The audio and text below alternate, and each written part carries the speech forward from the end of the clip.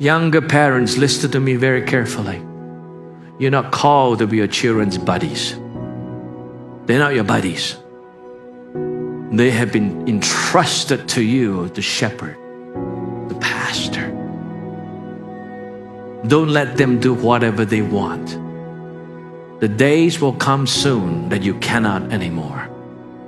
Then it's too late. And the only thing you can do is to pray for them. And pray you can. And we've seen incredible testimonies of kids turning around. You keep praying. You keep pressing into God, and God is going to cause them to turn around. But if you're younger parents, please remember this. Don't waste a moment of your life because you're too busy for whatever. My name is Asitonka Agri Abba, and channel is called Asi Darling because I'm such a darling. Hi guys, and welcome back to my YouTube channel, Sugar Asi Darling. Thank you guys so much for clicking once again. If you're new to this channel, please consider subscribing. And to all my OGs, you know what to do. Comment down below. Let me know. Gang. Alright, so we are back again with yet another video concerning sending kids abroad. This particular one was narrated by a young girl, and I want us to watch it together because seriously, parents need to keep hearing this. We don't need to bundle everything up in one video and say it once and throw it under the rug.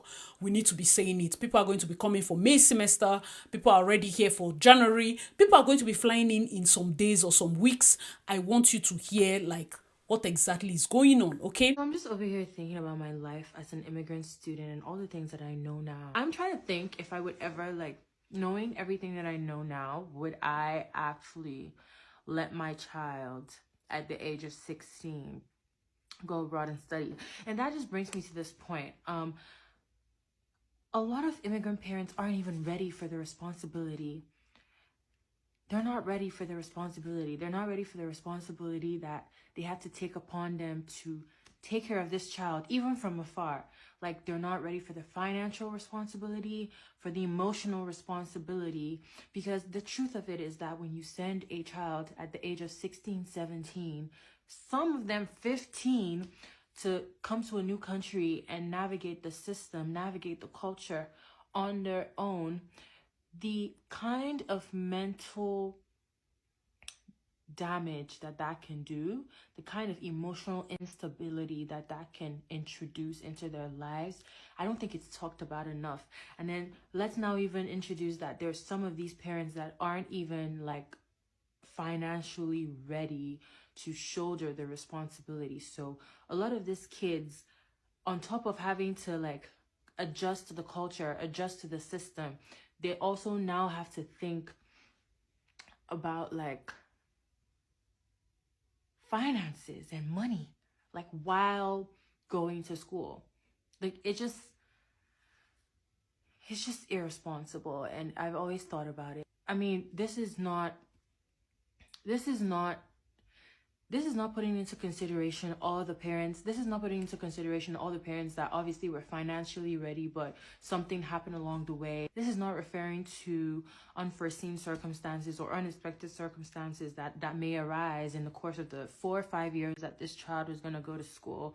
Because obviously things like that can happen. You know, things can just come up that would totally like knock off your balance financially. But there's also just parents that are not ready at all. They have not saved up for this. They have not prepared whatsoever for the responsibility. They're not prepared whatsoever to shoulder the responsibility of paying and financing and backing up this teenager for the next 4 to 5 years.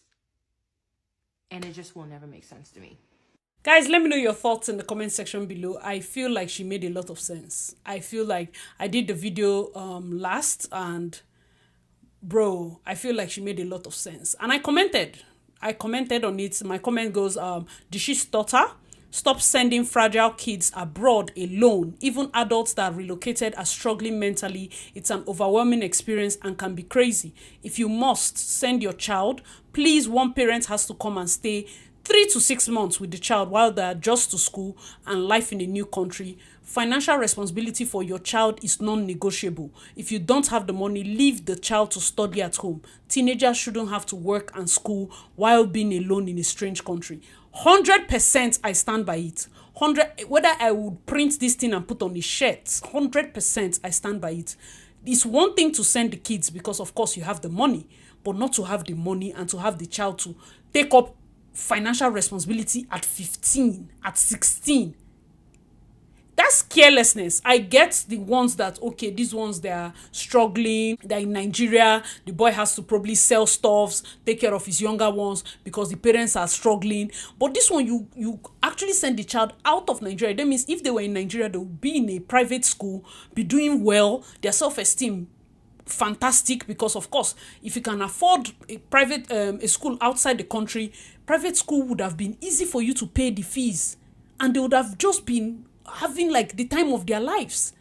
Guys, let me know your thoughts in the comment section below. Another person commented and said, if parents did their best to send you abroad in order to give you education, be grateful. It is rare to see any kid who would stay back home rather than opt to go abroad. So if you're facing emotional or whatever challenge abroad, just bear it for the time being, cause nothing lasts forever. In 5 years it's going to be history. You have an edge over many African students. Kids, don't be ungrateful, cause Canadian parents leave most of their kids with student loans.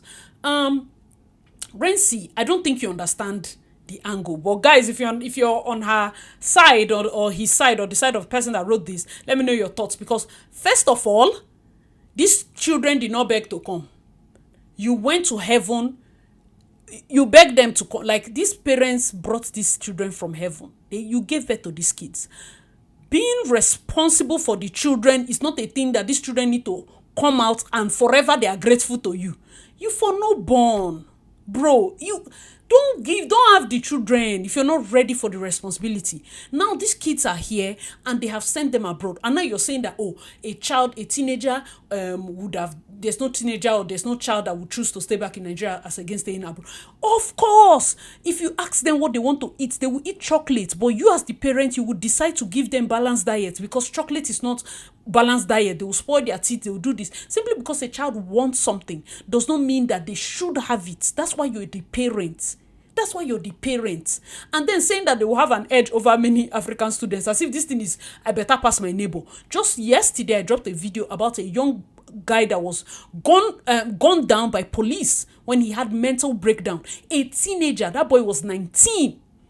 So are you trying to tell me that these children should survive 5 years? Imagine that was his 5th year of surviving and he couldn't do it anymore. What would you prefer? A child that is with you alive and strong, or a child that you are forced to survive 5 years and after 5 years it will be history? Now it is no longer history. It is the child that is history. Just simply because you want to show other people that some parents are sending their children abroad simply because they want to show other people that their child is abroad, and there's no financial responsibility. It's not going to be. No, guys, let me know your thoughts in the comment section. No, that is not acceptable. I'm going to read in other comments. Somebody wrote, are you more concerned about edging over African students or the mental health of the child? Exactly. What are you more concerned about? How would you look at your child and say, don't complain, no, after all, you're going to be better than Mrs. XYZ's son that is going to Uniport, or Mrs. XYZ's daughter that is going to Babcock or Convenant here. You are abroad, so endure it. You are better than all of them. No, that's not how to look at it. The world is different. Things are different now. And this brings me to a point that I am going to also be sharing, but let's look at some other comments. The person that did the video, she wrote, grateful to have opened the doors for such conversations to happen, because conversations need to happen so that both the father and the child can sit down and say, are you watching Asi's video? Asi says that this Canada that you like, that you want to go to, it is hard. I think that you should go to Covenant. The child said, no, I still want to go. Listen, no, it's going to be I will still go. Okay, hold on. What is the plan we are going to put in place? What's our plan? A, B, C, D. What is our safe word? That the moment you say, Daddy, Roger, petrol, dollar, or Roger, what is the word that you say that will make me drop everything? And I know I have to run to you because it don't read. Be say it don't read. Parents should have that safe word that the moment Up conversation of frustration is okay. But my child, there is a word that we are going to have. If the word is strawberry or is pineapple, as you say that strawberry, me and my visitor's visa that I know that Asi has advised me to get, because if you have a child in Canada and you don't have a visitor's visa, you are joking, no? You cannot have a child in Canada and you as parents, you don't have visitor's visa. You don't have visa that will allow you to see if they are beating your child. You carry the cloth that is on your back and you're facing airports. You're facing airports. You have your child. Some people have children there. They don't have visa. You're waiting for the child to get to the age to advance. No. That's callous. Let's not do that. Let's not do that. In case your child is facing anything, you need a situation whereby all you need is flight tickets. You don't reach there. Guys, let me know your thoughts in the comment section. Somebody else wrote, because you know these kind of things, Nigerians. Someone else wrote, your parents have tried. Do you know what it cost them to send you abroad? Convert your tuition fee, trip, pocket money, expense in dollars to your local currency. And guess how long it took your parents to come about that? You're an adult now. You should be able to fend for yourself. Your counterparts abroad start working from 16-18 and make ends meet. This is not Africa that you eat and sleep in your parents' house. You're grown enough to marry. They have done what they can. You to take it up from there. Get a $20 20-hour per week job that will cater for your feeding and more. The cost of sending you abroad will take care of all your siblings at home till they graduate. Stop being entitled and a spoiled brat. You have a golden opportunity. Make the best use of it. You see, when I see comments like this, I think you're missing the point. There's no need to even argue with this kind of person. I just feel like you're missing the point. Now, understand what we are saying. If you see somebody even reply the comment and on, you can never win with this type of comment. So let me tell you, it takes a lot for parents to save coming to Canada money. Perfect. It's a sacrifice. Fantastic. The children are happy about it. But never get to a point where your need to finish up something. Like, make sure that your child knows that, see, at any point, you're welcome back. Because a lot of children are here, they feel trapped. It's not like they don't want to cry out to you that they want to come back. At least to even visit, at least to even come and lie down and sleep. A child that is used to sleeping, there's nothing wrong with it. Now, let's evaluate this. This child was only with you till, let's say, primary 5. And if this child went to boarding school, that means they went from your house to boarding school. In boarding, they spend 3 terms of 3 months each in school. So they have only 3 months to spend with you for the next 6 years. 3 months in the next 6 years. And this same child, immediately after boarding, is thrown into Canada, UK, or wherever to just start working. It's a sharp contrast. I'm saying this because coming from the kind of school I went to, I don't know if it is a cause for people to have been raised with money. Because I find that people that had money growing up struggled more. Because it almost seemed like the money just disappeared from their hand and you want a child that is used to getting everything to start working for the thing. My brother, my sister, that's not how it works. That's not how it works. For you to say, oh, after all, people in the abroad, they work from age 15 to 16. That's the culture and the system here. That's the culture and the system here. As fantastic as it is, your child was not born here. Your child was born in Nigeria. There still has to be a financial responsibility that you place. Understand that it's not only people that don't have money, that their children have depression or go through all these things. There are people that you will have all the money in the earth. Your kids are struggling, sir. Your kids are struggling, ma. I will not lie to you. They are struggling. They are struggling. If I will tell you, please, this is not about money. You can even be angry. I just sent that boy money now. I have done everything for him. I sent him plenty money. I even think he's wasting it. Why is he still depressed? My dear, there are some questions that we cannot answer. Sometimes it's connection. Sometimes it's family. Sometimes it's just the need to sleep. Sometimes it's just the need for somebody to say it's okay, you're doing good enough. Let me tell you, there's one conversation I was having with a friend of mine, and I was like, we are raising our own children now. Let me take my son, for instance. If he gets to a point where I look at my child and I feel like his self-esteem is beginning to shake. This is an outgoing child. He's no longer talking as much. He's no longer... That I believe strongly in sending him. Till now, of course, secondary school in my head has to be Nigeria. Till now. That's for me and my plan for my own child. Because I don't want him to grow up in a place where, let's say, he likes a girl. He has gotten to the age he likes a girl, and that girl might be white, or she might be mixed or something. And he speaks to her and she rejects him. In the abroad, there are many reasons that will pass your head as to that rejection. People will say, oh, and maybe later she rejects you and then she's dating your classmate that is a white guy. Immediately you start feeling, is it because I'm black? Is it because I'm this? Is it in addition to other self-esteem things that might have been going through a mind of a teenager, you start having those kind of feelings. And no. Anything that you know that's why if it's in Nigeria now and probably you have that kind of feeling and you say, oh mom, there's this girl I like in my class, I want to ask out or something. And then the girl says no. Nigerian to Nigerian, you never feel it's a color thing. You never feel these are conversations that whether you like it or not, it happens.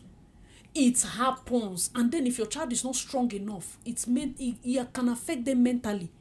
Nobody's talking to them. No one wants to sit around them. Why are they this? As an adult, come on, get away at the fine talk. Do you get that kind of thing? Because I came here as an adult, I'm already grown.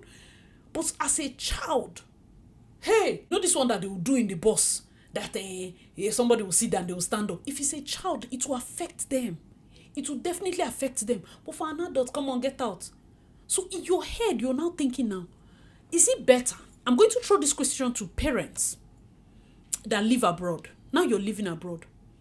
Would you prefer to have your kids or your child, let's say one child, you carry that child, you're living abroad. I don't hate you, it's nothing. But you're going to school in Nigeria. And then you bring the child to one of the top private good schools here in Nigeria. And then your child even has an edge, because back then when I was in school, I had people like my school father was living in London. There were people that were living practically abroad. Your child has an edge, a story. Where people live, we live in Canada. And then, but as per self-esteem, they strong. Time for holiday or anything, the child, maybe long vacation, the child goes back to Canada. And then as they come to Canada, you sign them up to maybe golf practice, hiking, or you sign the child off to something that it's a self-esteem booster. This child is not going to feel a type of way because I'm coming from a place where everybody looks like me. Oh yes, I'm coming here. I'm also mixing up with whites, the Indians, the this. You have a different story to tell. Oh, how was school in Africa? Oh, school was X or school was Y or school was Z. And that child goes back to Nigeria and then people are asking, how do you spend your summer? Oh, I went for a golf trip. I went for a this. And I think balance is important too, especially we that are raising black children. Please, let's be realistically commenting in the comment section. For me, I'm playing thoughts out loud. My son is just 6 years old. But this thing, I don't think different things. In Nigeria now, here you might just be, oh, let's go. Because there was once a parent was, I think it was UK or so, that a parent went and confronted the teacher for actually feasting his child, like hitting the child. And he was confronting the teacher and the principal outside. And I'm like, most of the times parents are kind of like, our hands are tied as to what to do when it comes to raising children. Are we leaving them here and allowing them to just navigate life? Whatever they see in high school, whatever they see in this. Or carrying that child to a place where everybody's like him. He builds his self-esteem normally. When it's time for long vacation, you come here. It's not even punishment. It's not about the child being stubborn. It's just about you telling the child that, Omo, I want you to stay around your people. I want you to be well grounded. When you finish, you can come and even do A-levels here. Or you can decide to not even school here in Canada for your university and go to Europe or go to another place. That child is going to be more balanced because you're grounded in both the African setting and the teaching. You come here, you join golf clubs or go join any of these things. And I was telling a parent, I said, even for these clubs, let's say golf clubs, most Nigerians don't think to join clubs. Like if we meet, they get our own social meeting and all. But some of these clubs are where people are doing their business deals, people are making connections and the rest.